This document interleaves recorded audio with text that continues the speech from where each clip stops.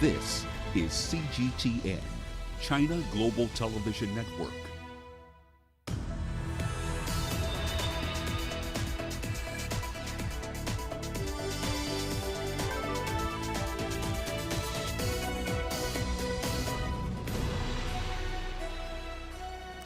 Hello there and welcome to Global Business Africa. We'll be giving you insight into Africa's business and financial markets. I'm Uche Okoronkwo, coming to you from Kenya's capital, Nairobi. And let's start with a look at the markets. And of course, news of economic lockdowns in Europe amid a brutal fourth wave of the pandemic has shaken investors today as they weighed the impact. Emerging market stocks slumped today with MSCI's emerging market index down 0.5% after Chinese tech giant Alibaba fell almost 11% this morning. Of course, after its earnings update missed market expectations. In South Africa, all indices were down by about 1% today as investors digest yesterday's 25 basis point rate hike by South Africa's central bank. Financials were down just over 2%. Now, also coming up on today's show,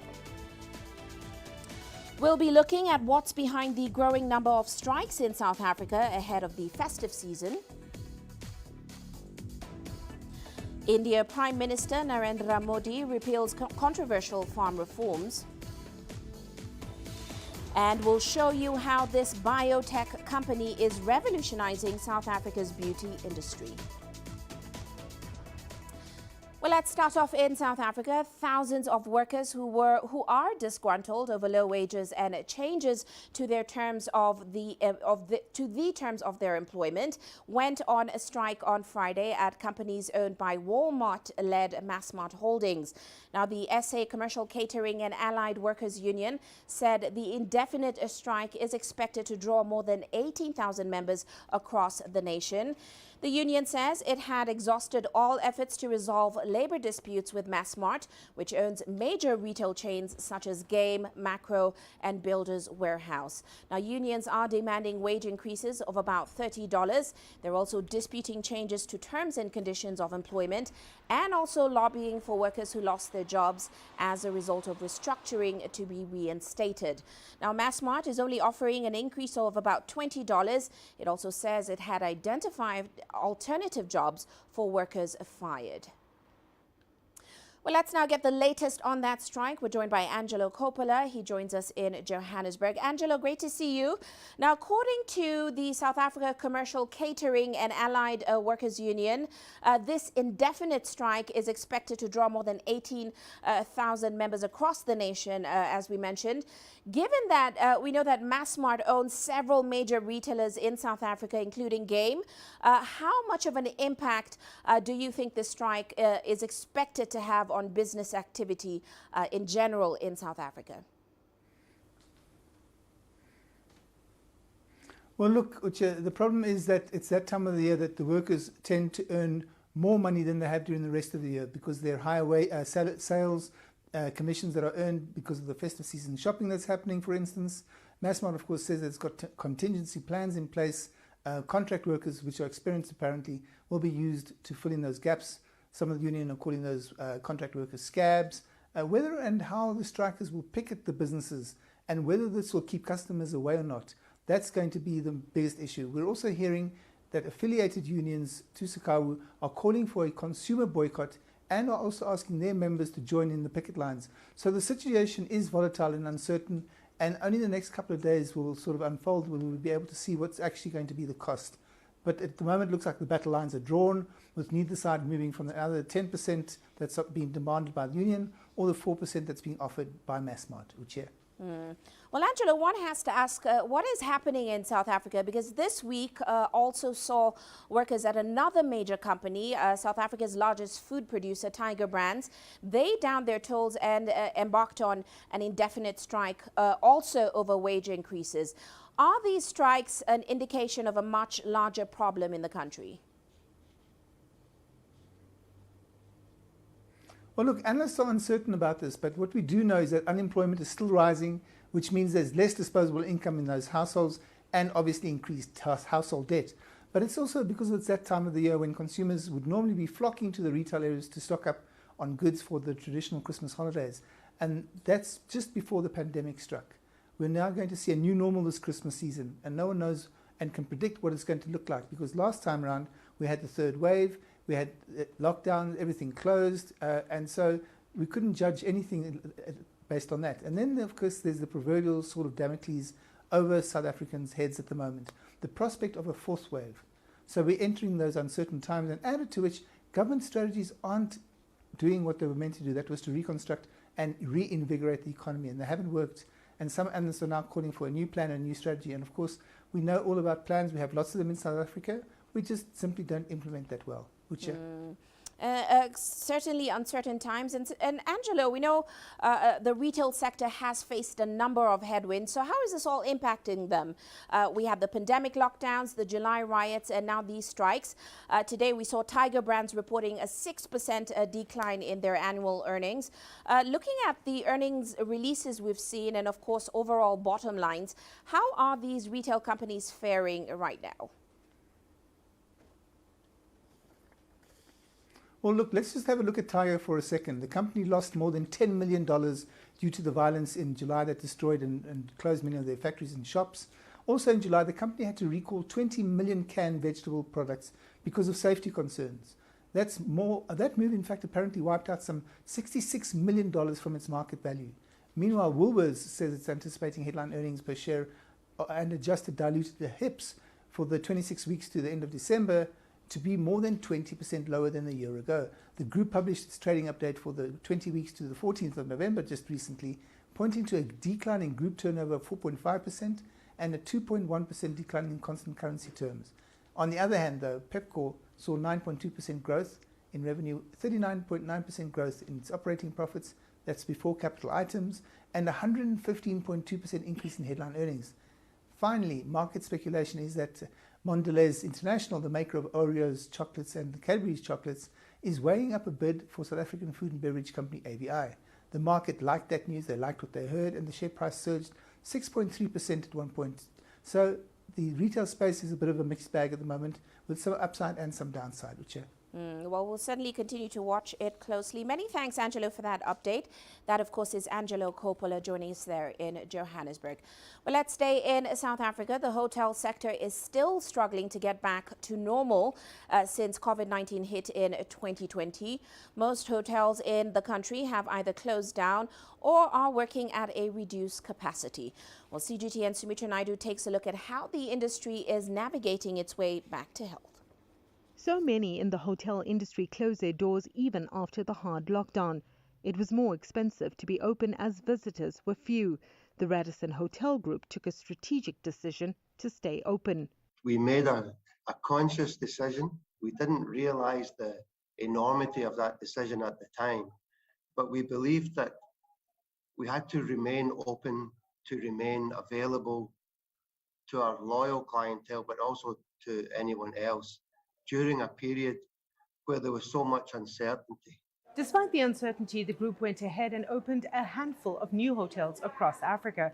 The Radisson Red here in Johannesburg's commercial and residential suburb of Rosebank is the latest addition to South Africa. We opened so far this year 5 hotels across Africa, and 2 of which, as you mentioned, I've been in South Africa. We opened OR Tembo, towards the early beginning of this year and last year during the pandemic. And then Rosebank, the Radisson Red, which is the second Red that we have opened across the continent. The plan is paying off, but the group has had to adjust to operating amidst a pandemic that is ongoing. New safety protocols have come at an added expense. When you look at the operation, there's no close interaction with the staff. Everything is in plastic, everything is sanitized, everything is social distancing. So the intimacy of a normal hospitality experience prior to COVID has to some extent been taken away with the extra cost requirements of sanitation, masks, extra cleaning, extra cycles of cleaning. It probably adds about 6% more cost to a room night in each hotel. And if you combine that with the drop in rate because of the lack of demand, it's a terrible equation for any business, less revenue and more cost. Close to 30% of the population in South Africa have been vaccinated thus far. there are still concerns about those refusing to vaccinate, especially with the fourth wave on the horizon. Sumitra Naidu, CGTN, Johannesburg, South Africa. And elsewhere in South Africa, the Durban Trade Port, which is a flagship South African project, is confident that the economy will bounce back as it emerges from COVID-19. The Durban port has seen sizable investments from local and global investors, including China. It did suffer some setbacks as the pandemic interrupted global supply chains as well as trade and manufacturing. But now, as leaders and business minds gather for the intra-African trade fair in the city, the Durban Trade Port says that things are starting to look up. CGTN's Julie Shire with more. South Africa's flagship Durban Trade Port is a good example of a special economic zone that has raked in significant investment since 2010. Delegates at Durban's Intra-African Trade Fair see it as a way to boost investment and economic growth as Africa enters a new era of free trade. Special economic zones are essentially there to create a space in the economy that can perform a number of different functions. So we have teams that look after the interests of investors, in terms of their relationship with the regulatory authorities, customs, SARS. Well-developed infrastructure and favorable trading conditions have been a huge drawcard. LM Diapers started as a small nappy manufacturing business just over 10 years ago. It opened a second factory at the port in 2019 to grow its export business. And that's what gives us the benefit of being in the trade zone. We have more access to export markets, and we currently export into a lot of the African countries. It does make it a bit more beneficial for us based on the tariffs and certain duties that also affect us. The trade zone actually helps us. Despite global supply chain, trade and manufacturing disruptions through the COVID-19 pandemic, the business has forged ahead. It's hoping to strike a few deals at the trade fair to grow its footprint outside Southern Africa. Malawi, Angola, Nigeria, those sort of countries we're looking at penetrating that market. As the business grows and our capacity grows, we'll also go into these countries, and maybe in the next 6 months or so, we get the ball rolling. Government and business leaders in Durban have been exploring ways to implement the single trade area and make processes smoother. SEZs have a very critical role in ensuring that the Africa Free Trade Agreement is able to be practically applied and implemented. I think each SEZ generally has its own competitive advantages. So I think replication shouldn't be about competition. Replication should be about what really works. Durban Trade Port is part of a larger vision to create a 30,000-hectare aerotropolis. It will significantly develop urban and rural spaces to the north of Durban with a target of creating 750,000 jobs in the long term. Julie Shara, CGTN, South Africa.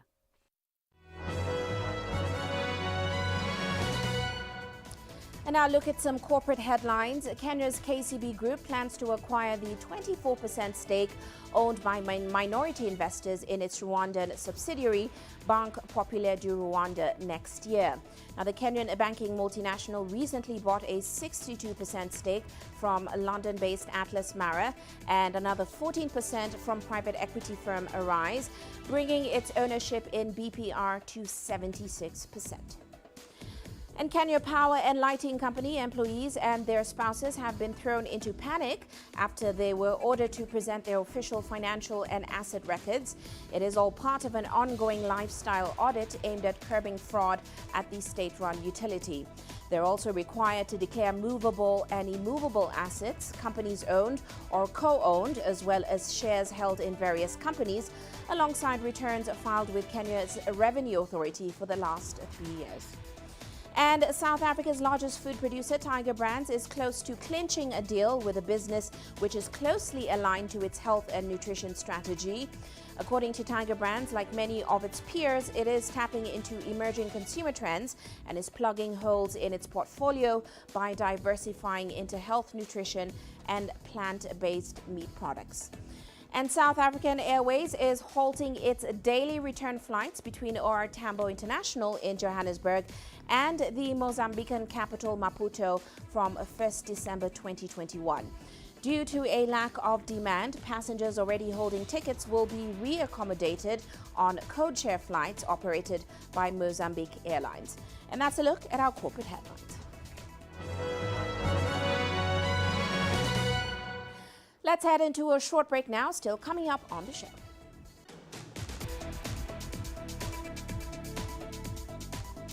We take a look at how South Africans are reacting to a decision to hike rates for the first time in 3 years. And Kenya's president urges African leaders to develop solutions to unlock the blue economy. The world economy as we know it is about to change. Global business reports highlight emerging markets, developing countries, and dynamic sectors worldwide. We feature top analysts and newsmakers to provide perspectives on every facet of business.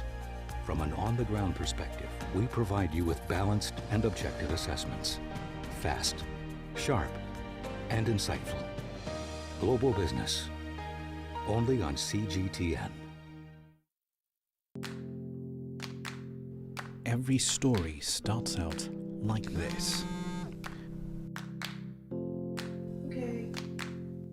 We'll head up now. But beyond the rush of the numbers, there's always a more fundamental question. What happened? Who has been affected? When market-moving decisions are made, who's responsible? And why? Let's get some reaction on ground. Joining us in Johannesburg is Uche Okoronkwo. Hello, Nairobi. This is how all stories begin. See how they end. Only on Global Business.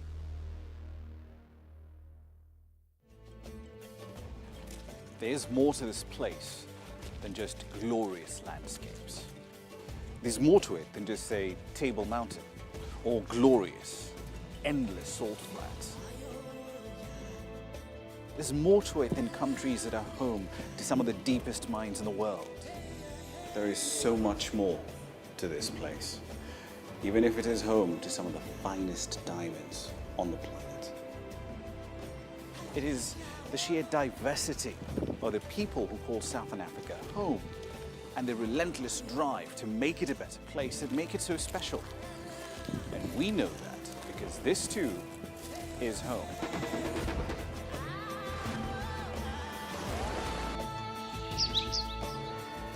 No one knows Southern Africa like we do. CGTN, see the difference.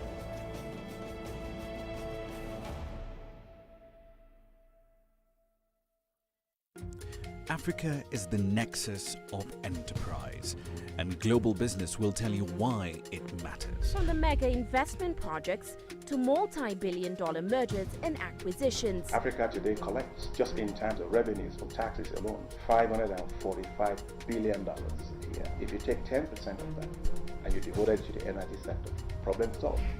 All this on Global Business, weekdays at this time on CGTN.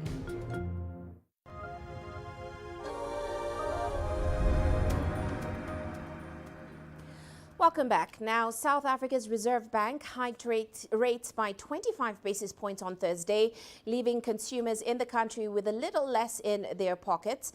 While citizens already struggling with rising costs of fuel, food and electricity, will now also pay more for their debts. Here's Sumitra Naidu with more. It's the first rate hike in 3 years. The Reserve Bank had cut the repo rate down to 3% in 2020 to support the economy amidst the COVID-19 pandemic. However, consumer inflation has risen to 5%, near the upper end of the bank's 3 to 6% target band. The repo rate previously at 3.5% was well below the current inflation rate of 5%, so you had very significantly negative real interest rates. At 3.75% repo rate, you're still looking at negative real interest. One can see this increase in that context, in that it still does not imply a very tight monetary policy. It's still very accommodating. While some economists believe the rate hike could have been delayed, they agree that inflation needs to be kept under control. Personally, I was of the view that interest rates will only be increased at the first MPC meeting next year rather than now. It's really a philosophical question whether a country is ever in a good position to take an interest rate hike. However, a hike will be to the benefit of everybody in the country if it contributes to lower inflation over the long run, because in the end, we all lose money from inflation. Rising oil prices and the weaker rand are the main drivers pushing up inflation. Electricity prices have also risen significantly in recent months, and that's adding more pressure to input costs. Local electricity price inflation for 2021 remains at 10.1%, while the forecast for 2022 and 2023 is revised up to 14.4%. The bank's forecast reflects higher headline inflation for the fourth quarter at 5.3%. In recent months, we've seen sharp increases in food prices, and we've seen very sharp increases in fuel prices. And both those items, of course, drove inflation higher. To get inflation down to 3%, they will need higher interest rates. We will only see the answer to this question playing out in months to come. South Africa is enjoying a commodities windfall, but it might be temporary. The economy took a massive hit, losing over $3 billion after the looting in July. The Reserve Bank lowered its growth forecast for this year down to 5.2% and a mere 1.7% next year. Sumisha Nadu, CGTN, Johannesburg, South Africa. Now, Kenya's President Uhuru Kenyatta is calling on African countries to develop smart solutions that unlock the blue economy. Kenyatta, who spoke in Mozambique at the second edition of the Growing Blue International Conference, said that the blue economy will create a triple win for African economies. CGTN's Daniel Arab Moy has more. The African Union Agenda 2063 recognizes the blue economy as a lever for economic growth. But human action has put the ocean systems under immense stress. Oceans, as regulators of the climate and temperature, should be understood as a common heritage for the humanity, a critical element of continuity of human life, in addition to being the providers of food and livelihoods for millions of people. Many African cities and coastal towns are still grappling with mountains of garbage, mostly plastic, that ends up in the ocean. The ocean plastic challenge is now rising through the food chain onto our dinner tables. Kenyan President Uhuru Kenyatta says it's critical for Africa to increase development financing towards sustainable ocean practices.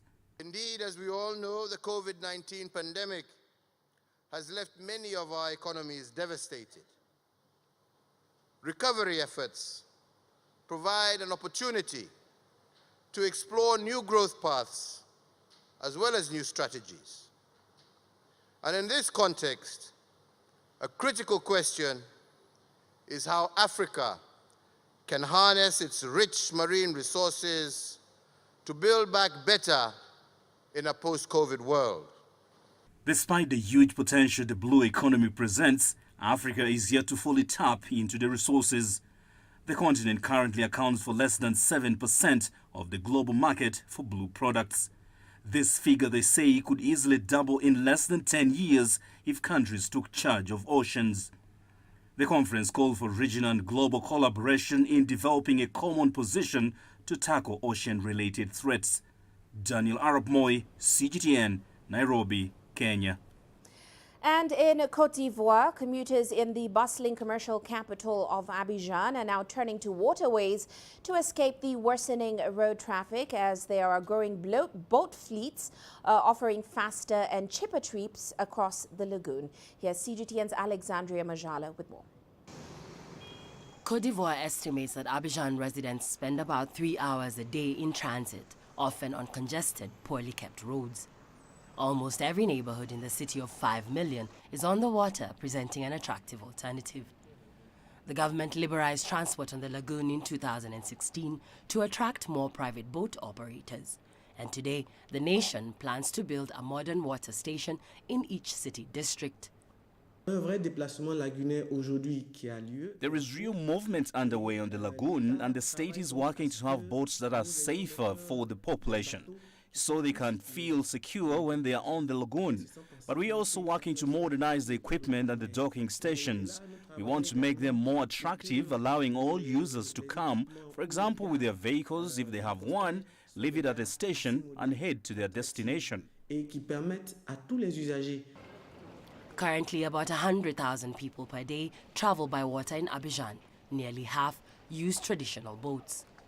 The state wants to see 300,000 travelers per day in the next 5 years and to have 200 modern boats in operation compared to the 50 that are operational now.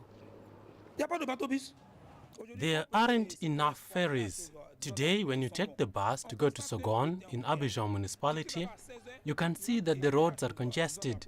You leave at 4 p.m. and you arrive in Abidjan at 10 p.m. There's a problem. To take advantage of this potential market, Aqualines and the South African partner Nautique have brought in bus boats that can carry more than 200 seated passengers. The trip from the Yopogun district to downtown costs 52 US cents and takes 10 minutes on one of Aqualine's boats, compared to an hour-long journey by road that costs twice that. Before, it was a disaster. I had to get up really early, 5 a.m., sometimes 4 a.m., so I could avoid traffic jam. But now I wake up at 6 a.m. and I can access Stretchville easily because there's the boat.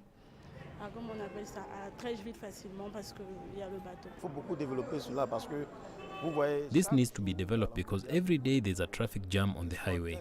A minor accident can create a lot more difficulties for commuters. So, it's good for the state to think of developing the transport sector and add more boats for the population.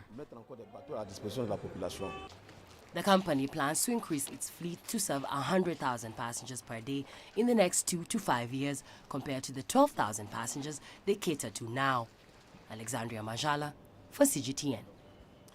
Meanwhile, in Uganda, motorists are now paying more at the pump as fuel prices in the country hit a new high.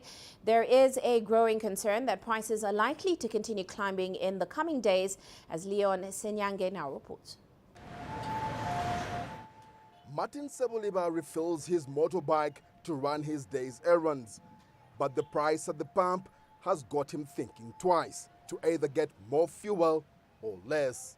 Getting more means he has to dig deep into his pocket. The fuel I use in a day has not decreased, but the price has increased. So definitely I spend a lot more money on fuel. A litre of petrol now costs $1.25. Diesel about $1.15. The prices vary from gas station to another. It is already a pinch felt by motorists. If I plan my journeys, I know I'm supposed to use a certain amount of fuel.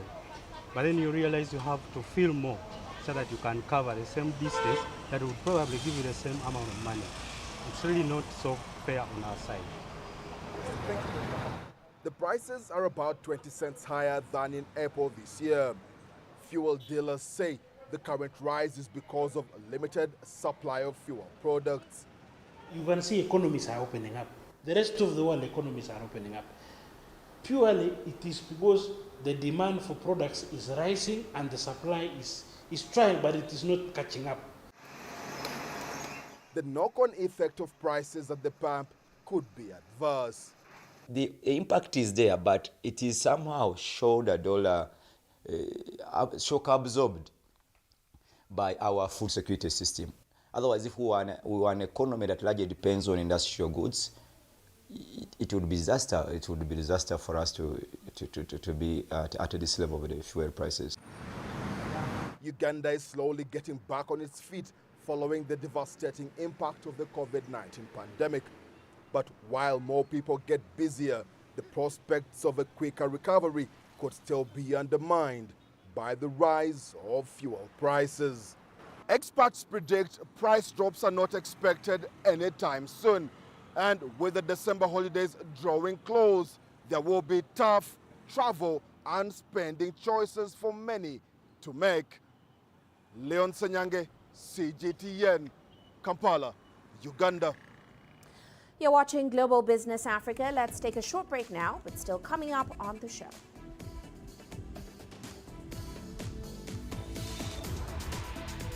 Indian Prime Minister Narendra Modi repeals controversial farm reforms. And Chinese President Xi Jinping marks 8 years since the Belt and Road Initiative was launched. Change is on the horizon. Through the shifting of time, Africa's emerging tech landscape is creating new channels. There's a hunger for local African content globally. Shaped by innovation, carved out by a new generation of digital entrepreneurs, sculpted by a mobile revolution, and trickling down to the most remote corners of the continent. TechSpot is seeking out the new concepts in technology, disrupting Africa's traditional sectors.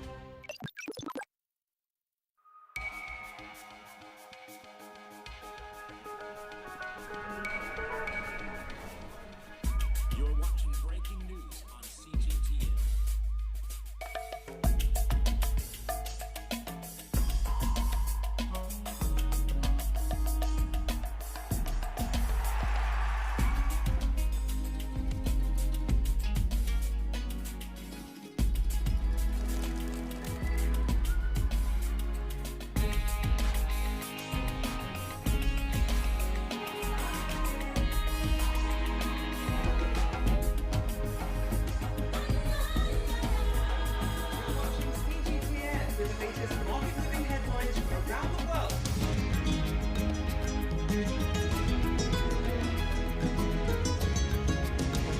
Welcome to the world today on CGTN.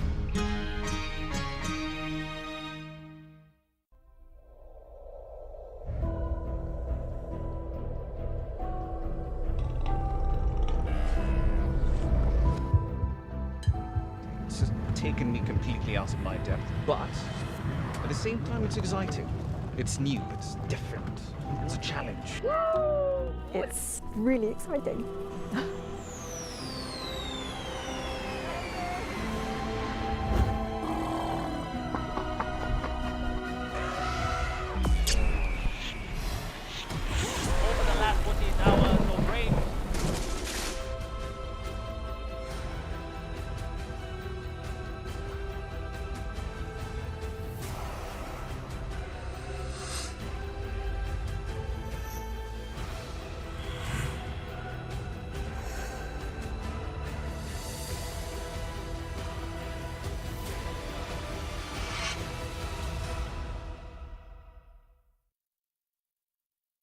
Business in Africa is at a crossroads. We celebrate those who are adopting and thriving despite the challenges, from grassroots to big businesses. Global Business takes you along for the ride as we track the making of a giant. Only on CGTN.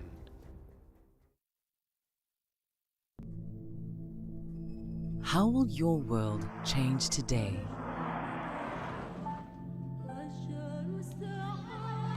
What happens here? What happens there?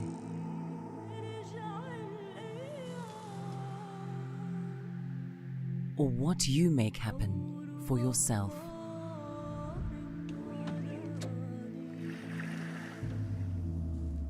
If it matters to you, it matters to us too.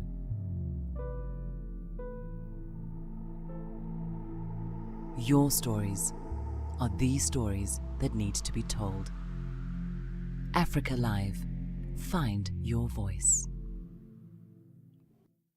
I try to not let it affect me, but there are days when it does.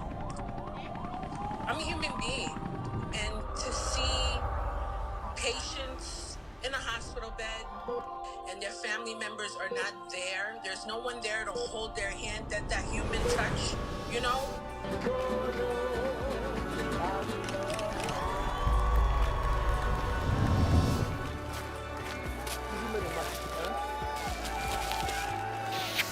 I just hope everyone can remember that the situation is not permanent and that everything will get better eventually.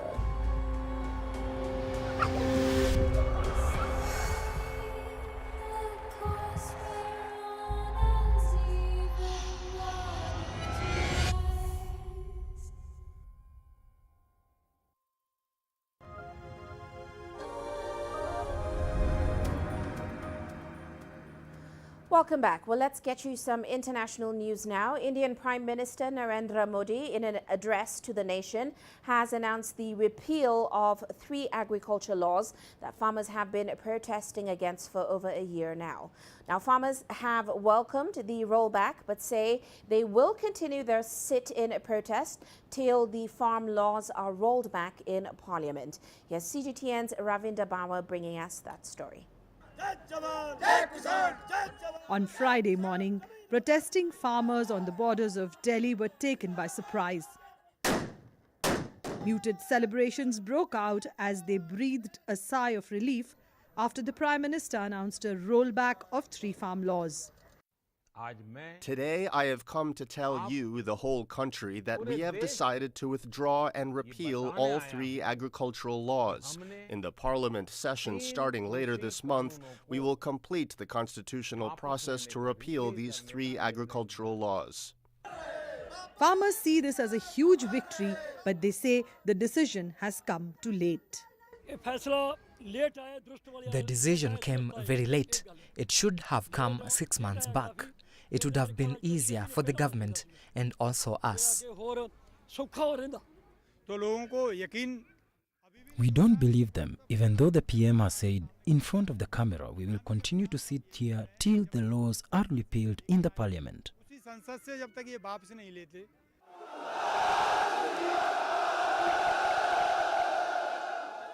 Thousands of farmers have camped at Delhi's borders since last November, braving extreme weather conditions to demand the withdrawal of 3 farm laws.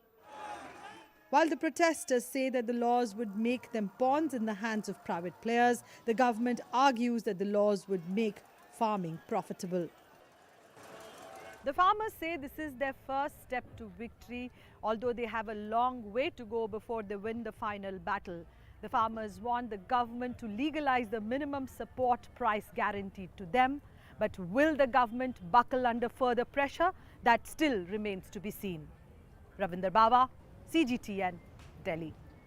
And staying in India, the country's biggest digital payments company, Paytm, has gone public. Now, the listing marks India's largest share sale at $2.5 billion. Now, Paytm's large investors, Alibaba and SoftBank, they diluted their stake in the public offering.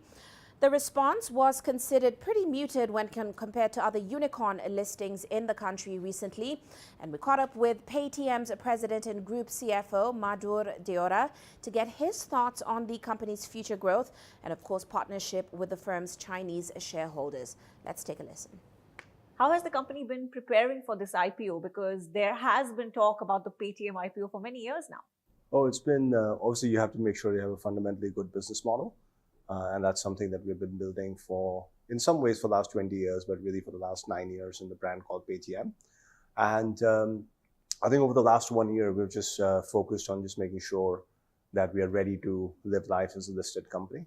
About 2 years ago, we started to become a lot more efficient as a company, a lot more sort of careful about making sure the investments that we make have good ROI. It hasn't been a huge leap for us because Paytm, for example, has had Big Four auditors for the last 13 years. Which is unimaginable that like a startup like Paytm would go through that exercise. But we've always believed in just making sure that our numbers, for example, are sort of well looked after by really high quality auditors. We also have a number of regulated businesses. So compliance is something that has been sort of built as a culture in Paytm over the last 6-7 years. And now, like over the last year, we've just been working on just making sure we comply with all the regulations and so on. There are constant comparisons between other unicorns. Discernibly, their IPOs were received with more enthusiasm. How do you view that? No, I think it's fantastic what's happening in the Indian startup ecosystem, that there are multiple companies coming out and listing, and all in sort of, many of them in sort of very, very different spaces. So I think we're very happy for what's happening in the Indian startup ecosystem. I think it's creating the cycle of good quality companies listing in India, great investors, as a result wanting to invest in India, and that sort of feeds on itself and creates a really healthy ecosystem long term. So we've had bluest of blue chip investors from around the world invest in Paytm's IPO, usually investors who have seen this sort of journey play out in other markets, and they were investors in those companies. So we have had phenomenal reception. In fact, investors have invested more in Paytm's anchor round than anyone has ever invested in any IPO in the country. So the institutional interest in Paytm's IPO is very, very strong. Now, the Alibaba Group, of course, has been a very old marquee investor for Paytm. Besides the funds, what kind of knowledge exchange synergies have been there to support Paytm? Actually, Ant Financial is one of the major shareholders of Paytm. Alibaba is a shareholder, but a smaller shareholder. And Ant started investing in Paytm in 2015. And they've been fantastic partners. I think most of the sort of learnings that we have got from Ant, because it's a fantastically innovative company, obviously runs at very large scale in China.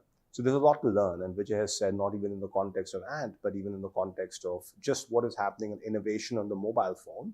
We have talked about how there's a lot to learn from East being China and other parts in East Asia. And there's been a lot to learn from Ant as a result. So we've been quite fortunate. And I think a lot of what we've got is like strategic insights, that what worked for them, what didn't work for them. And then we sort of take that back to India and say, in the Indian context, what do we do with those learnings, right? So some of those have been absolutely fantastic learnings for us. Well, now let's take a look at a milestone for a far-reaching initiative. Chinese President Xi Jinping chaired a symposium on Friday to mark 8 years since he announced the Belt and Road Initiative. Now, the massive global program aims to increase infrastructure connectivity and many other types of cooperation. President Xi Jinping said it is a must to find the biggest common ground possible for all involved for the initiative to further develop, and the initiative will take on an increasingly important role. Here's CGTN Sunye with more. It's 8 years since Chinese President Xi Jinping proposed the Belt and Road Initiative. Commenting on the changes the initiative has created, the president said Friday that dialogue, cooperation, shared goals, shared work, and shared benefits among the parties involved have made concrete development possible and will continue to do so. By August 2021, more than 170 countries and international organizations had signed cooperation documents with China under this framework. And as of last year, China's trade with BRI partner countries exceeded $9.2 trillion, with China's total direct investment in these countries reaching nearly $140 billion. The BRI was announced the same year when Chinese President Xi Jinping called on the world to build a community of shared future for mankind, and the pandemic has highlighted the urgency of that call. Official figures show China has provided more than 1.7 billion vaccine doses to over 110 countries and international organizations, most of which are Belt and Road partners. Those who attended the symposium say the Belt and Road Initiative has long been far more than an infrastructure linkage. I think President Xi Jinping's speech today has been visionary in laying down how high-quality BRI development could come about. By now, the initiative has brought economic corridors, railroads, ports, and other infrastructure. Meanwhile, connection and communication of policy, facility, investment, and financing, as well as people-to-people exchange, have greatly deepened. Those who study the Belt and Road Initiative also say it has much more in store for the world. I think some people in West, they use the master plan to compare BR. But now it seems that the BR is much larger than the master plan and much better than master plan too. BR is a global interconnectivity plan. More importantly, BR represents international public goods provided by China. And actually, this is a largest international public goods in the world history. Immediate or long term, BR is to share China's development theory with the world. Chinese officials promised this month that the BRI would not be a solo act and invited more countries and groups to get involved. Sun Ye, CGTN, Beijing. And let's head to southwest China now, where the rising megacity cluster of the Chengdu-Chongqing Twin City region is now becoming a key transportation hub of the Belt and Road Initiative.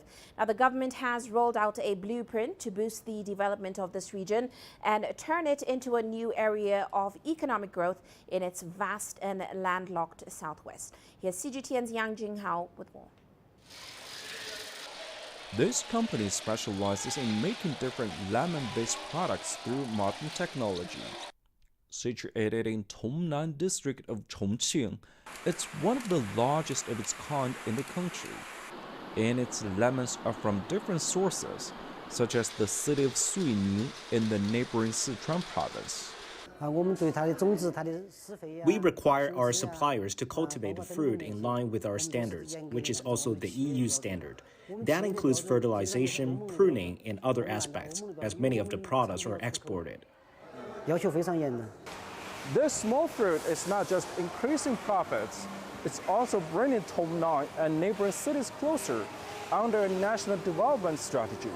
China aims to build a new economic growth engine in its southwestern region, with Chongqing and Chengdu, Sichuan's provincial capital, at the core. Under the blueprint, the two economic powerhouses of the region will seek integrative development and spearhead the construction of a dynamic regional city cluster. The initiative is expected to benefit enterprises from both areas. We will further cooperate with our partners in Sichuan on technological innovation to process better products. We are also putting greater efforts to build a well-known brand and explore the overseas market together. Apart from agriculture, other industries like manufacturing, clean energy, and new materials are also seeking different ways to boost cooperation. Based on current resources, various industrial chains can be formed by involving upstream and downstream enterprises in Suining and Tongnan. We can also develop tourism together by integrating our natural and cultural resources. Authorities have stepped up efforts to improve transport infrastructure covering land, rail, and air. It's all expected to fully integrate the region. As the strategy is pushed forward, restrictions on industrial development by current administrative boundaries will gradually be eliminated, and then real integration will be realized. The master plan, recently released by the State Council, says apart from economic development, Chengdu and Chongqing should also look to improve in other areas, including ecology and security, and avoid blind city expansion. Yang Jinghao, CGTN, Sichuan Province. And on that note, let's take a look at commodity markets today. Arabica coffee futures, they had hit the highest level in almost a decade on the ICE exchange, but today saw a wave of profit-taking. It fell over 1%. However, dealers say the market continues to derive some support from delays to shipments from South America and high freight costs. Meanwhile, cocoa prices continuing to climb as traders expect a good crop on normal or milder than normal harmattan conditions from Africa's cocoa belt this season. Meanwhile, oil prices steadying around $81 a barrel as investors continue to weigh the impact of potential releases of crude reserves by major economies in a coordinated effort to cool energy prices and to tame surging inflation. Well, let's now take a short break, still coming up.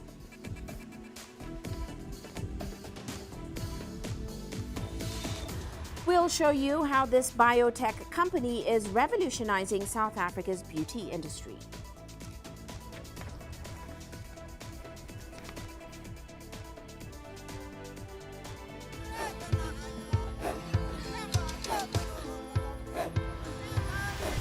Africa is a continent of diversity, with varied climates and enchanting geography, and a people so distinct, but with a shared enduring spirit. We are at the heart of the continent,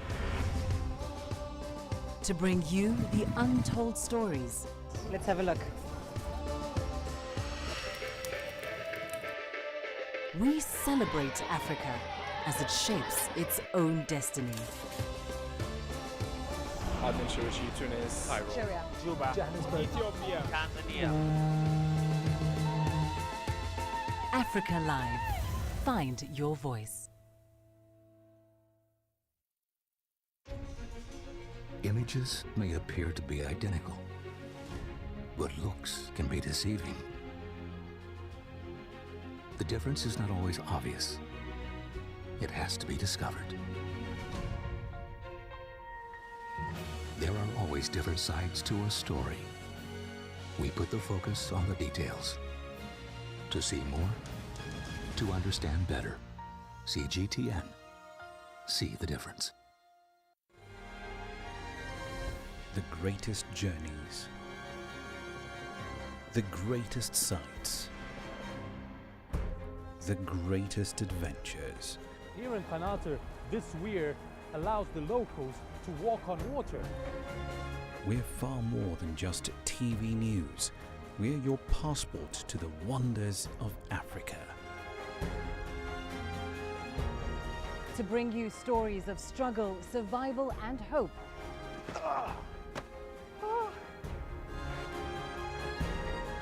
So let's explore.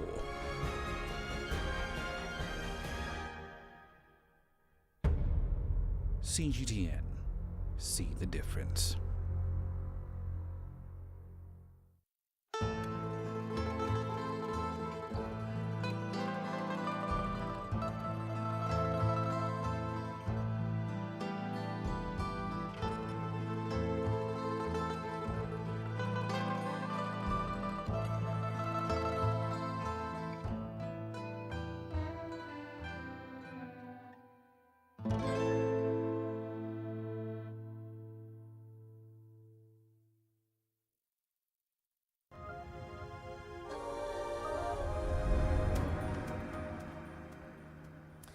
Now, in a first for Africa, a biotechnology company has produced 800 liters of liquid cultivated mushrooms for use in cosmetic products. With the help of South Africa's Council for Scientific and Industrial Research, or CSIR, the company has been able to scale up production. Here's CGTN's Yolisa Jamela with more on this story. The Sawubona mycelium is bringing the global mushroom ingredients mega trend to South Africa. The small company is doing this with the help of the CSIR Biomanufacturing Industrial Development Center, or BIDC. The BIDC availed its world-class equipment and research and development expertise to the biotech company, which was founded by two fermentation scientists, Busi and Newo Muloi. What we've tried to do and what we are doing is to actually work with the roots of mushroom, which is something even more interesting because people never think that mushrooms have got roots. So we grow the roots of mushrooms to produce compounds that can be used in cosmetics. Mushrooms are very beneficial. They have medicinal benefits, and some of which can be applied in cosmetics. So globally, there's a trend of fermented mushroom putting in cosmetics, and that's how we started as well. From the liquid-based production process designed by CSIR researchers, the company has been able to extract beta-glucan. This compound is used in cosmetic products as an effective humectant and is beneficial for the skin. Humectant is a substance, especially a skin lotion or a food additive, that is used to reduce the loss of moisture. You never really think of what else is the mushroom making as it's growing. So this is kind of the value add of the process, where you're growing your mushroom, and as it's using the liquid food, it's producing this high value compound, which is called beta-glucan. And as it uses the food, it releases this beta-glucan into the liquid environment, and thereafter we take out the liquid and then start purifying to extract this beta-glucan from it. Additionally, as part of the production process, the researchers also produced enough biomass to convert it to a dried mushroom powder, which is used in food products. One of the highest value applications is that it would be used as an alternative or a substitute to more chemical-based compounds that are currently used in skin formulations. So you would find maybe that there could be some anti-aging properties, and you would have a compound that's generally used by one of the leading cosmetic houses, and then beta-glucan could be suitable for use as a replace. The Sawubona mycelium owners are now preparing to take their products to market. They're currently formulating a cosmetic range that uses the mushroom extracts. Yodisa Njamela for CGTN in Johannesburg, South Africa. And let's stay in South Africa, where multinational Nestle has been testing a chemical process that is essentially a carbon capture plant that turns emissions into a slurry of green chemical, low carbon footprint baking soda. Here's Angelo Coppola, who picked up that story. Until now, baking powder wasn't produced locally. The project is part of Nestle's sustainability program aimed at reducing greenhouse gas emissions by 25% in 2025, 50% in 2030, and 100% in 2050. Take that baking soda and we run it through the back end of the plant, which is effectively a materials handling section. We do that to remove the residual water and effectively come out with a high quality, pure baking soda. That baking soda has already been accredited as animal feed grade in South Africa.